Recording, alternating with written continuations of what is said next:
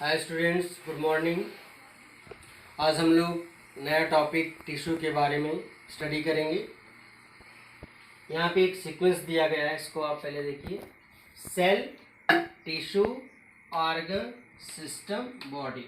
अगर ये सीक्वेंस आपको समझ में आ गया तो you are able to define tissue. सबसे पहले जानते हैं सेल क्या है। Cell is the structural and functional unit of body. When cell are divides they forms a group of cell called tissue. जब सेल डिवाइड होगा, सेल की संख्या इम्प्रूव करेगी, तब हम उसको क्या बोलेंगे, टिश्यू। अब क्या टिश्यू क्यों, सिंपल में क्या बोल सकते, टिश्यू क्या है, tissue is the group of cell.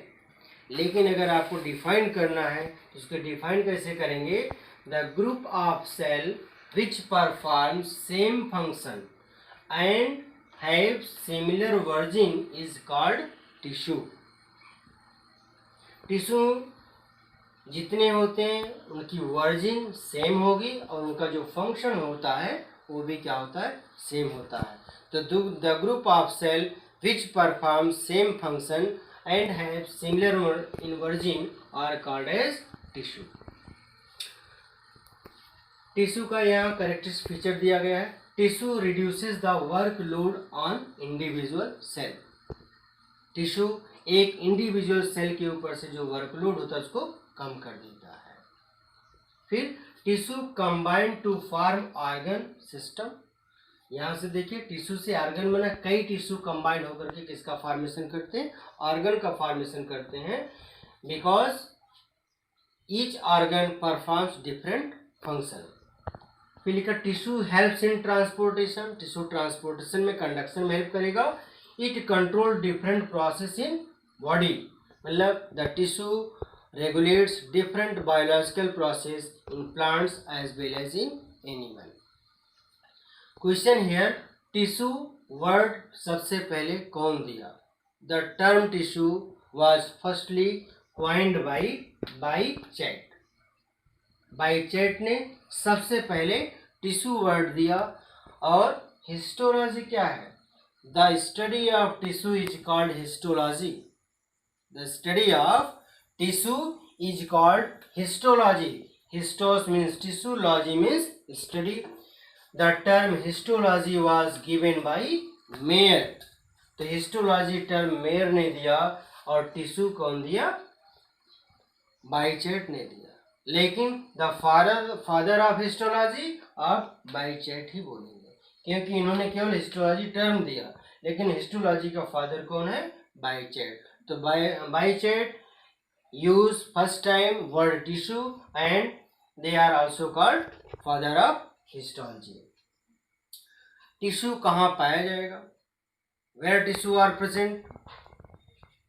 Cell single cell है, unicellular and multicellular. Means multicellular organism are derived from unicellular. तो टिश्यू कभी भी यूनिसेलुलर ऑर्गेनिज्म में नहीं पाया जाएगा। Tissue are present only in multicellular organism, either plants और animal. अब हम लोग प्लांट टिश्यू और एनिमल टिश्यू में डिफरेंस पढ़ेंगे। आइए देखते हैं उसमें क्या डिफरेंस होता है।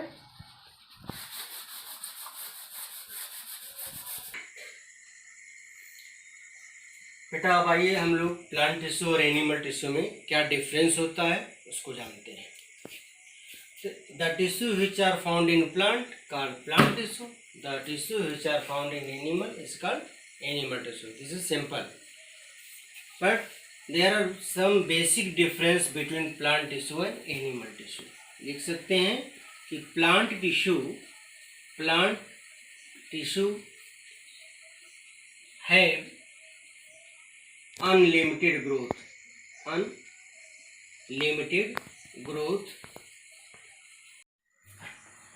एनिमल में लिमिटेड ग्रोथ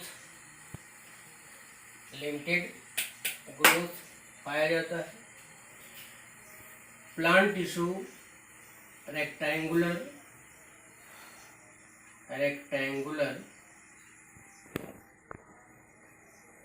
डेफिनिट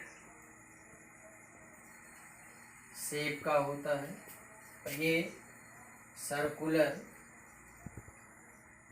और ओवल शेप का होगा। प्लांट टिश्यू डेड सेल और लिविंग सेल का बना होता है। एनिमल टिश्यू में ओनली लिविंग सेल पाई जाती है।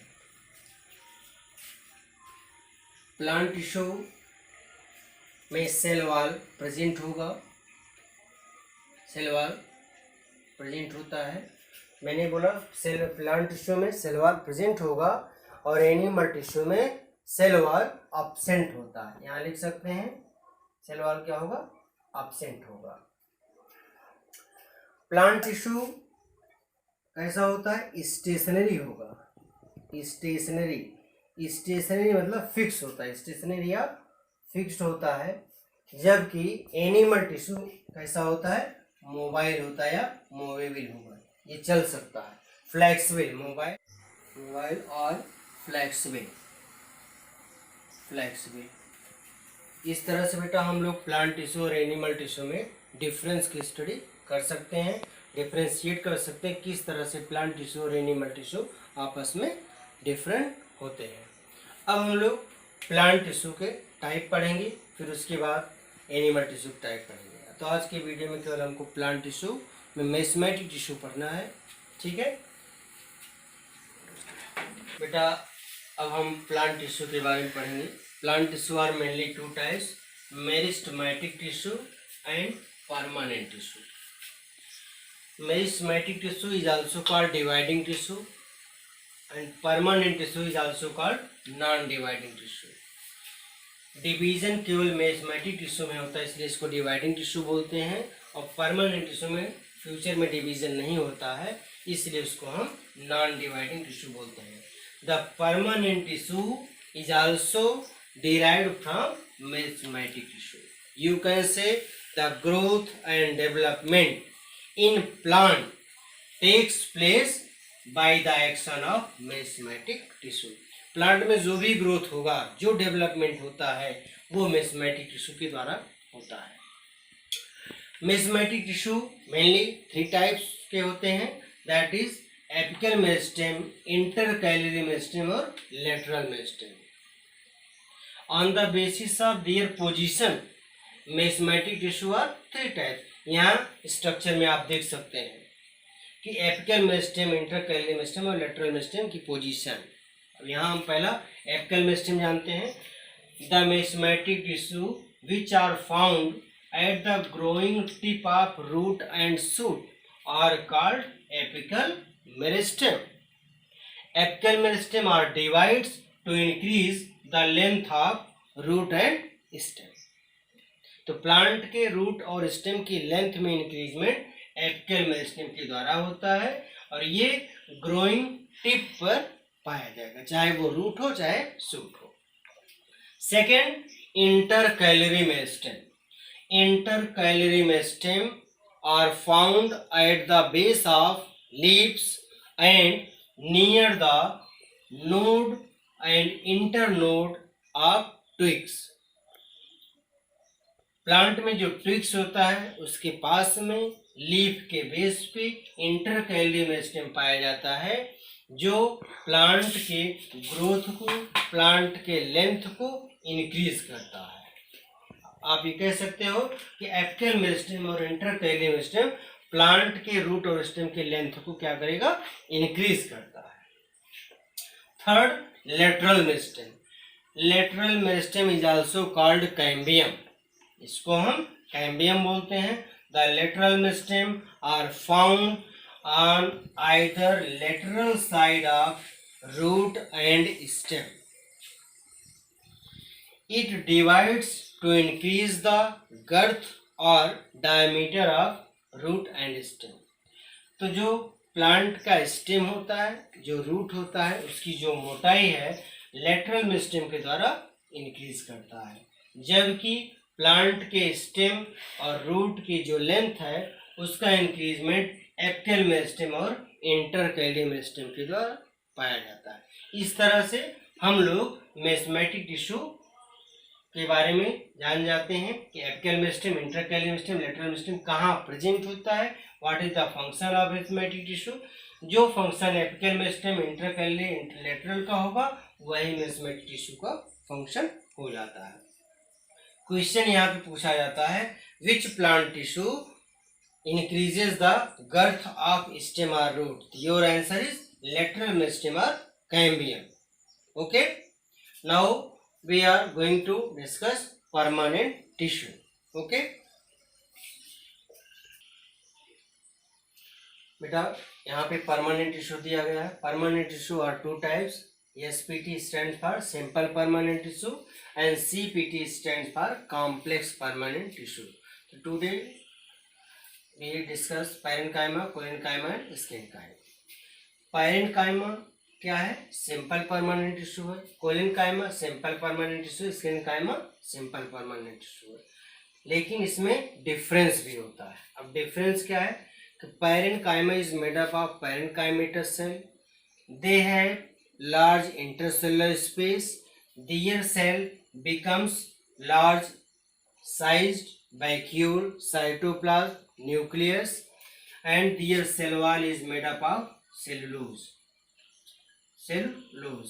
Intercellular space present. Intercellular space large होता है। फ्लेक्सिबल होता है और ये स्टोरेज का काम करते हैं। In simple, you can say the parenchymatous cell have large intercellular space because they are loosely packed. They are flexible. Their membrane is made up of cellulose. The parenchymatous cell helps in storage and synthesis of food. Parenchyma are two types. Those parenchymatous cells which have chlorophyll are called chlorenchyma, which helps in photosynthesis. But in case of aquatic plant, the parenchymatous cell have air space called erenchyma, which provides buoyancy to the plant. तो अगर ये पूछा जाए parenchyma कितने type की होती है तो आप बोल सकते हैं दो, एक एरेनकाइमा, दूसरा क्लोरेनकाइमा। तो क्लोरेनकाइमा के कारण हम इसके फंक्शन में लिखते हैं कि ये फूड की सिंथेसिस कर सकता है because they have green pigment chlorophyll. और जो पैरेनकाइमा एरेनकाइमा होता है उसमें लार्ज एयर स्पेस पाया जाता है जो कि प्लांट को बायोन्सी प्रोवाइड कराता है जिससे वो फ्लोटिंग करता रहता है। Second collenchyma. तो collenchyma, the colenchyma is made up of colenchymatous cell. The membrane of colenchyma is made up of cellulose. Intercellular space or small or absent. इसमें इंटरसेलुलर स्पेस या तो स्मॉल होगा या तो एब्सेंट होता है। ये भी फ्लेक्सिबल होगा बट इसकी अपेक्षा क्या होगा, कॉम्पैक्टली अरेंज होगा। Collenchymatous cell are either loosely packed or tightly packed because the intercellular space either absent or small in size. Colenchyma provides buoyancy to the plant. Plant में बायोन्सी के साथ साथ जो फ्लेक्सिबिलिटी होती है, it provides flexibility and mechanical support to the plant. तो collenchymatous cell plant में flexibility और मैकेनिकल सपोर्ट प्रोवाइड कराती है। इसमें लार्ज साइज के वैक्यूल विथ न्यूक्लियस प्रेजेंट होते हैं। Last sclerenchyma contains dead cell. ये किसकी बनी होगी, डेड सेल की। Their membrane is made up of lignin which becomes hard. Intercellular space definitely absent. Sclerenchymatous cell में इंटरसेलुलर स्पेस एब्सेंट होता है because their cell are tightly packed. Their membrane is made up of lignin. तो we can say sclerenchymatous cell provides rigidity और hardness in plant. हम ये बोल सकते हैं कि स्क्लेरेंकाइमा के द्वारा प्लांट में हार्डनेस कंडीशन आती है क्योंकि ये डेड सेल का बना होता है, इसकी मेम्ब्रेन लिग्निन की होती है, उसमें इंटरसेलुलर स्पेस नहीं पाया जाता। ओके बेटा, ये प्लांट टिश्यू में आपने मेस्मेटिक टिश्यू पढ़ा और परमानेंट टिश्यू का सिंपल परमानेंट टिश्यू पढ़ा है। नेक्स्ट जो कॉम्प्लेक्स परमानेंट टिश्यू है इसको हम लोग नेक्स्ट वीडियो में पढ़ेंगे। If you have any problem तो उसको आप कमेंट बॉक्स में भेजिए, उसका रिप्लाई हम देंगे आपको, और इस तरह से आप सिंपल परमानेंट टिश्यू को डिफाइन कर सकते हैं, पढ़ सकते हैं। Thank you.